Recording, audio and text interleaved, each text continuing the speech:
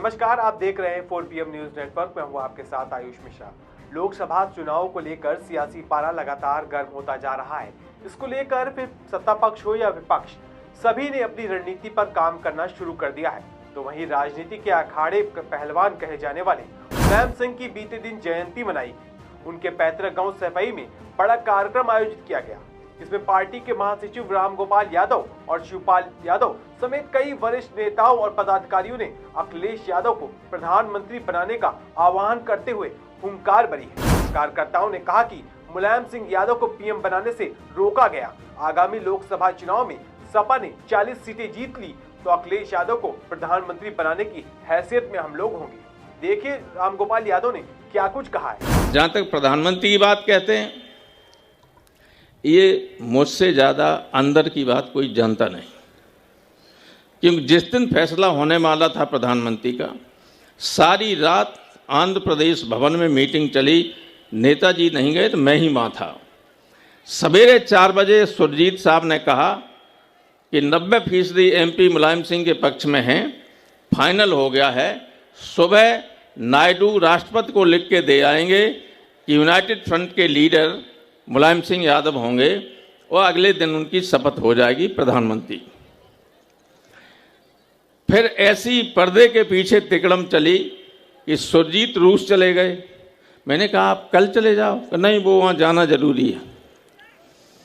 अब नंदा जी के सामने नहीं बताऊंगा और इसलिए भी नहीं कहूँगा कि अब लोग दुनिया में नहीं हैं। अगर सुरजीत न गए होते लखनऊ, वो दिल्ली, मॉस्को, तो नेताजी ही प्रधानमंत्री होते। जो साजिश में लोग शामिल थे उन्होंने नाम चला दिया कि साहब वो कह रहा है लालू और शरद कि हम आत्महत्या कर लेंगे अगर मुलायम सिंह बना दिया जाए। ऐसा कुछ नहीं था, वो तो उन्हें टूल बनाया गया। हाँ, विरोध में थे वो जानते थे कि मुलायम सिंह यादव अगर प्रधानमंत्री बनेंगे तो वो सबसे बड़े नेता होंगे। सबसे बड़े नेता तो उनके न चाहने के बाद भी रहे। किसी का कद मुलायम सिंह के बराबर नहीं था, किसी का। और आपने देखा होगा उनकी मौत के बाद किसी नेता के लिए इस तरह की भीड़ न हुई, न विभिन्न क्षेत्रों के लोग यहाँ आए। उत्तर प्रदेश के मुख्यमंत्री सहित पूरी कैबिनेट, सारी पार्टियों के शीर्षस्थ नेता, राजस्थान, छत्तीसगढ़, मध्य प्रदेश और जितने राज्य थे वहाँ से लेके तमिलनाडु तक के सारे सीएम से यहाँ थे। मुश्किल था उनको पहुँचाना वहाँ तक। केंद्रीय मंत्री, रक्षा मंत्री हों, अन्य मंत्री हों, सब हों, कांग्रेस के राष्ट्रीय अध्यक्ष खड़गे और लोग हों, फिल्म जगत के लोग हों, प्रोफेसर्स हों, पत्रकार हों, विद्वान हों, सबके सब यहाँ थे, सब आए यहाँ। तो बहुत बड़ा कद था, लेकिन साजिश बहुत लोगों की थी। हम जानते, वो ये जानते थे कि मुलायम सिंह यादव अगर प्रधानमंत्री बन गए तो समाजवादियों में समाजवादी मार्क्सिस्ट भी हैं। मार्क्सिस्ट ये कहते हैं कि अगर कोई विपक्ष बने तो लीडरशिप उनके हाथ में होनी चाहिए, समाजवादियों के हाथ में नहीं होनी चाहिए। तो मैं नाम नहीं लेना चाहता हूँ। साजिश सबसे बड़ी वहीं से थी कि मुलायम सिंह प्रधानमंत्री न बनने पाए। तब एक आदमी जिसको वो समझते थे कि कम्युनिस्ट लीनिंग का है, प्रधानमंत्री बना दिया इकबाल गुजराल।